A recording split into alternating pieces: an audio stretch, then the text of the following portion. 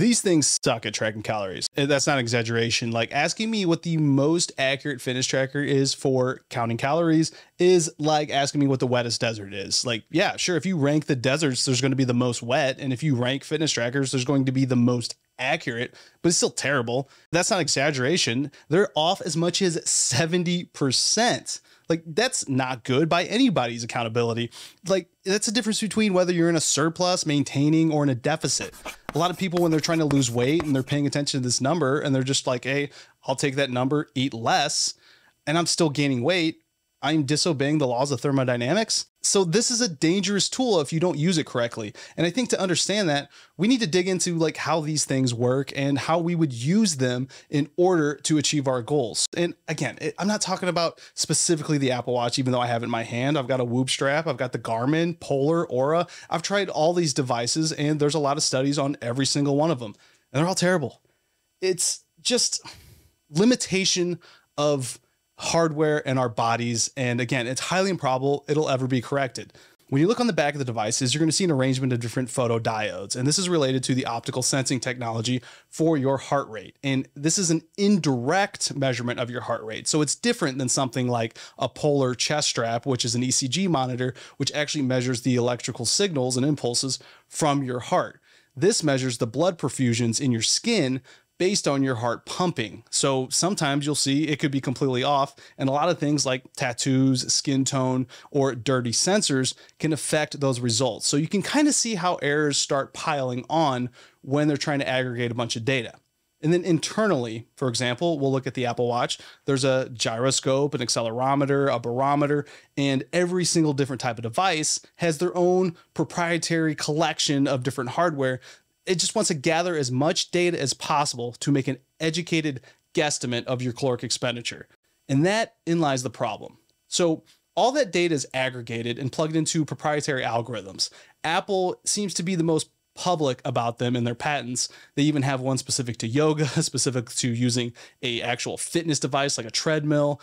And it tries to determine, based on their methodology, their research and development, what is the best way to calculate this. And it all stems from this original, more simplified calculation of what's called metabolic equivalents, which are MET values. There's a compendium of physical activities out there that has some sort of caloric multiplier based on your body weight and a number of factors, where you can take this number, say you're running at X miles per hour, plug it into this equation, and it'll spit out exactly what your estimated expenditure is. It's very inaccurate, but this seems to be where all of these different calculations have been birthed because, say, for example, running. We could be the same weight, same height, everything else, but you swing your arm just a little more than I do when we run at the same miles per hour. Well, that arm is going to require more calories and energy than I do. So I'm a lot more conserved in my sense. So right there, you're going to see how differences are off. And the way to correct this is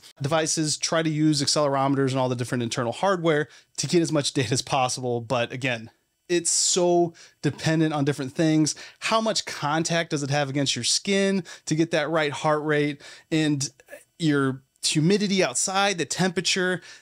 See how it keeps piling up until the point where you just get these numbers that are so far off. The studies that have looked at comparisons of the data of energy on the devices to actual gold standard tracking in clinical settings like indirect calorimetry or doubly labeled water method have been more stagnant. Like cycling is a popular one because you can vary the different intensities, but you're still not moving. Like the device isn't moving on your wrist. So when you see things like the Apple Watch has been only maybe 10% off, it's from cycling. The less you move, the more accurate these devices can get, because the more you move, the more different variables and factors it has to use. So now we understand just this complete chaos of why these things are inaccurate. How do we use them? Most likely, if you reach out to some sort of nutritionist or done your own Googling, you'll likely reach a TDEE calculator, or total daily energy expenditure calculator, and you plug in numbers. You talk about, what's your physical activity level? Is it low? Is it high? It's moderate. And it's going to spit out some sort of number. And those are highly prone to errors because it's all based on your questionnaire and your feedback. And then your nutritionist will tell you, hey, just eat this amount less to be in a deficit and then continually weigh yourself. And that's where they get more sophisticated on the exact number of the actual energy you're expending. But again, it still varies so much. Like say you have a down week one week, a big, highly intense week the next, and it's just, again, it just becomes a mess. So the way you would use these devices instead is that it does give you more up-to-date changes in your energy expenditure. Like it's just not going to all of a sudden just blast out different numbers. Sure, the number itself could always be 70% off at times.